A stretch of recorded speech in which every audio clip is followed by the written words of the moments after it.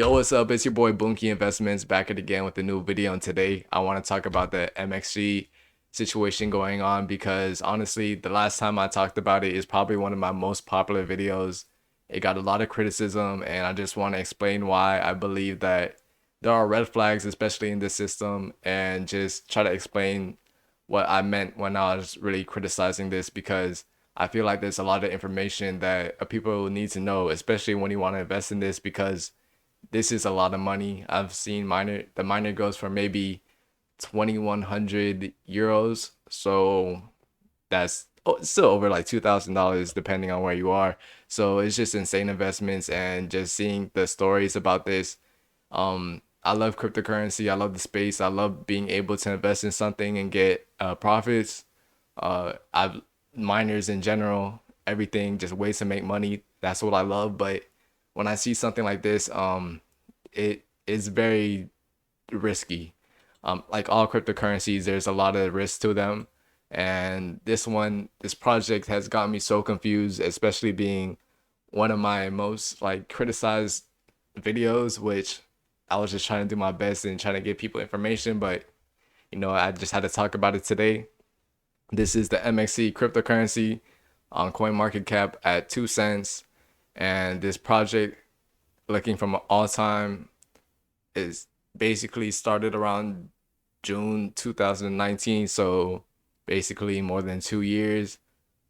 Looking at the roadmap, I remember seeing it was somewhere around 2018 they started, but let's just watch the YouTube video that's on their site talking about the MXC protocol and what it can do.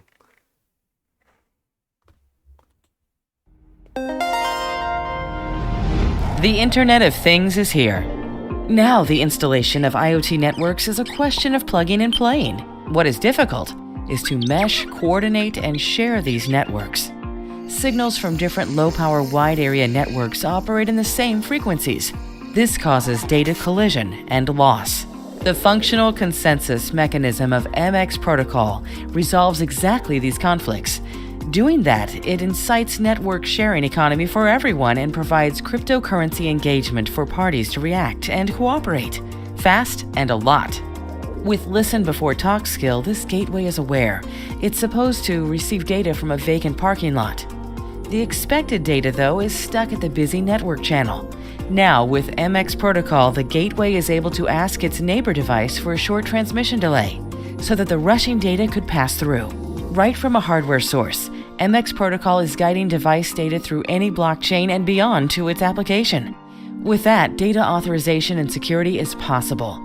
This enables for smart products to deploy live data streams right from the verified sources. And for verified sources, be it a sensor or an end device, to profit from data production. Connect, share, exchange. MXC, the future of IoT. So this is basically their YouTube video just talking about what the what the miner basically can do and how it can actually just maybe help other IoT devices, Internet of Things, basically stuff that can connect to Wi-Fi, how it can improve data messages, not messages in general, but like signals and stuff like that. But what confused me is that like right here, it was like talking about traffic lights to cars to keys, and the what my red flag was that how can they get this? This is, I think, data lights and stuff like that. That's the government stuff, and cars, keys. That's a lot. That's to have that level is just gonna be insane. From being able, like how you can start your car remotely with your key, to being able to dishwasher camera, to drones. I feel like this project is going way too much.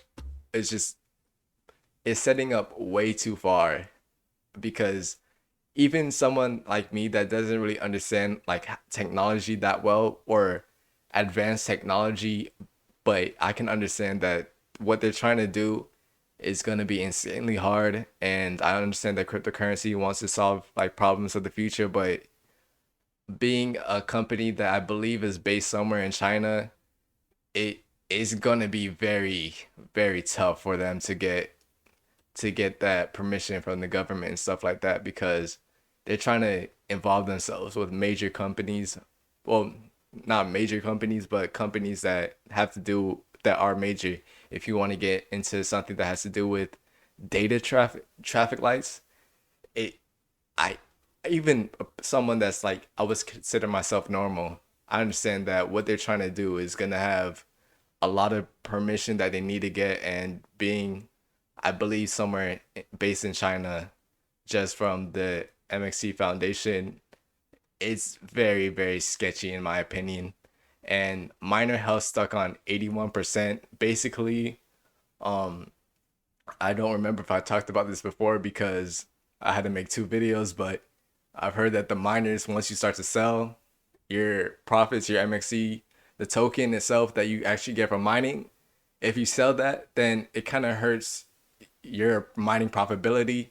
So you're gonna get paid less, which, imagine investing something and it punishes you for selling your profits or the stuff that you actually mine that doesn't make any sense.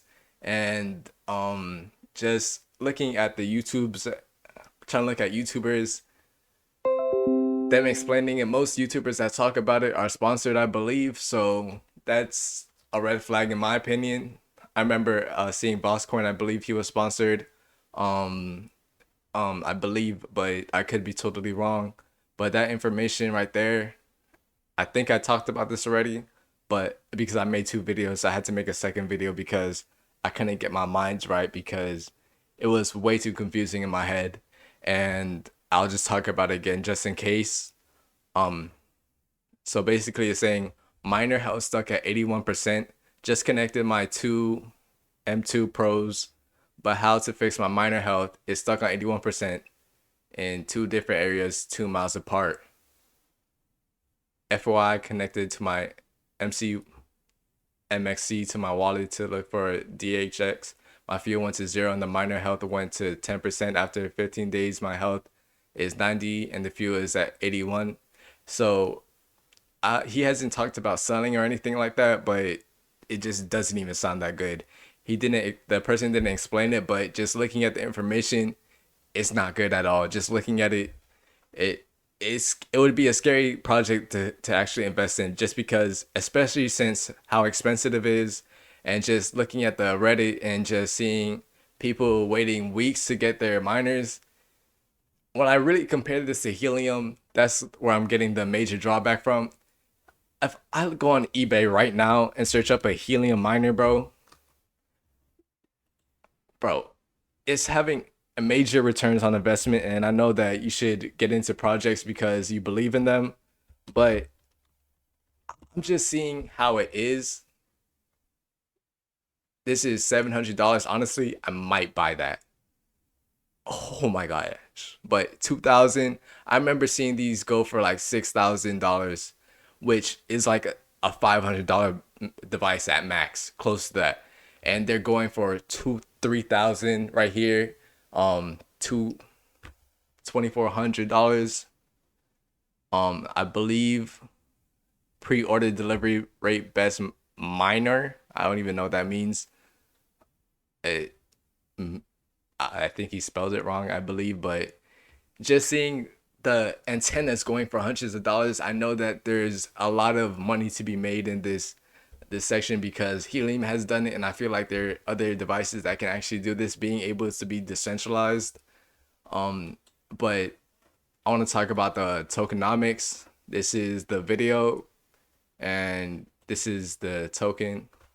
When I go down here, this is when I was talking about in my last video why I thought it was a bad investment, because when you look at a project, you just look how they treat the people that actually support them. And then this is MXC token distribution summary.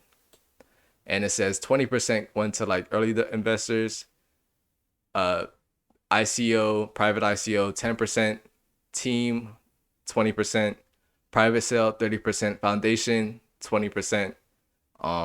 And I guess that would be the private sales, but my monitor is too far away, so I don't want to get into like the real trying to read all of it. But the MXC fund allocation and usage breakdown.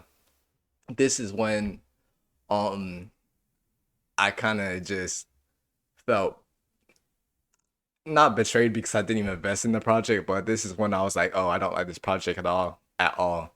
And just seeing the people on YouTube talking about their profits, how it just didn't make sense to me.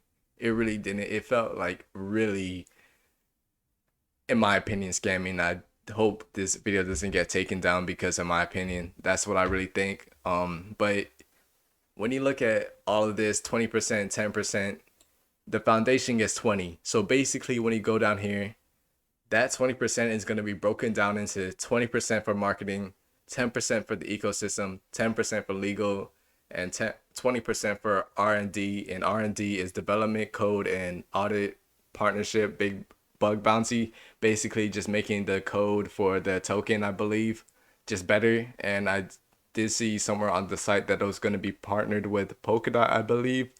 And they're trying to get into cloud mining for Bitcoin. They have a X something token, but I don't think it has any utility yet, and it doesn't have a price, so I don't think you can sell it. But 40% goes to mining. So basically, how I see this is basically 80% goes to people that invested in the people that made it.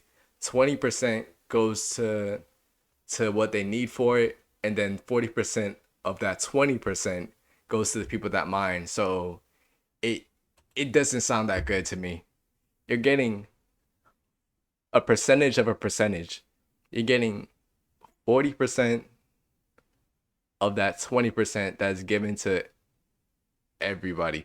So it just means to me that they're just trying to get the miners a little. And the way that it's like the token is based on their, I believe it's very unique LPWAN server. That's what it's talking about. LPWAN crypto. And I'm just gonna put meaning and a network of low power network. That was what LPN means. Then wireless.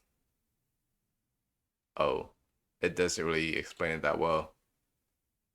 But trying to understand what it means, it didn't make sense to me. And when I see crypto projects that have their own like tokenomics, well, there's proof of work, proof of stake, proof of history, which is, I believe, Hedera Hashgraph. I could be wrong, but when I see stuff like that, if it makes sense, like proof of work, proof of stake, everybody knows. Proof of work is Bitcoin, Ethereum, being able to maybe get a computer and actually mine the system. Proof of stake, basically just putting the cryptocurrency into a fund or allocation, putting it somewhere, and then just receiving benefits from that. I really don't understand proof of stake that well, but I understand that it's basically you invest and then you get profit back, and which is faster, better than proof of work, which requires a lot of power and just it takes a lot of energy consumption. But I do like proof of work because, especially if a good computer, maybe you can actually start making money from it. But they have their own system of LPWAN, low power wide area networks, for great for industrial applications, requiring devices to send small amounts of data over great distance for many years on a single battery. The open standards popular and effective protocol, something. I was just trying to read it, but yeah, it didn't make so much sense to me, that because my major criticism was basically you can get many types of miners. When you want to mine Bitcoin, maybe 10 years ago when Bitcoin just started, you can get a normal computer and probably make 100 Bitcoin a day because that was when Bitcoin was easy. But the efficiency of the mining gets harder with over the years because better technology can lead to more miners and then more profits, but it makes the algorithm get harder. So you can't just get a normal laptop that's like $200 and start mining Bitcoin. You're not going to get much profit. But when you have proof of stake, you don't need to have a very big device, but I feel like the more money you have, the more money you can make, which is like normal investing. And helium, I think, has proof of coverage, which makes so much sense when you're talking about IoT devices. If you live in a highly populated area, you can live in California. If there's 100,000 people using the helium network, I know that they're doing a lot of upgrades. I believe with Akash and stuff like that, a lot of um decentralized apps, dApps, I believe, and it makes a lot of sense when you talk about being in a high densely populated area. People want to use the actual cryptocurrency, want to use the actual coverage. It makes so much sense. And maybe if you live somewhere in the middle of nowhere, honestly, you're probably not going to be making as much as someone that lives in a highly densely populated area, because people are not going to be using your network as much as someone that lives in a highly populated area. So that made so much sense to me. But low power, whatever, it doesn't.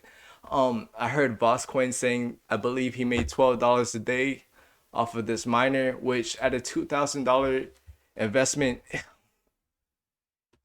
it just got me so frustrated, like just reading it and then people criticizing me because I did really make a YouTube video. I'm just trying to make a video talking about what I believe and just cryptocurrency because I really do love this. Um, it's called MXC Miner Pro Miner, and just these videos. I I don't know if he was sponsored, but it it just doesn't make sense. First heard of this project from Tech Hustler, and I believe he was also sponsored.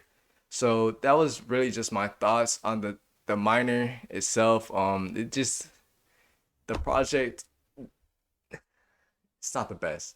That's all I want to say. And if this video gets copyrighted because I did play one of the YouTube videos, I think it's in fair use. It definitely is, because I'm just trying to just talk about my feelings when it comes to this project, just trying to explain why I think that there is many things about this project that could be bad.